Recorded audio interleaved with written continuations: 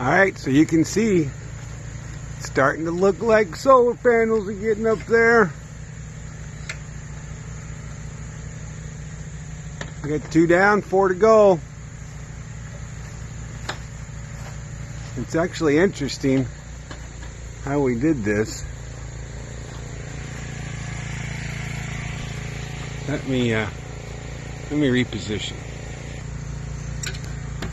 So you can see we did these metal bands. Really worked. Very inexpensive.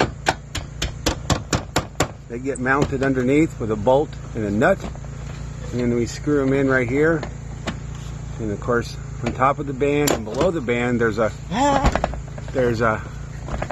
oh, nice, funny, haha. There's a gasket. There you can see on that one. See, there's a little rubber gasket. There's one underneath the band and above the band, and then the bolt.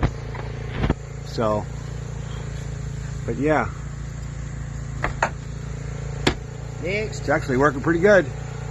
Next. We'll be back.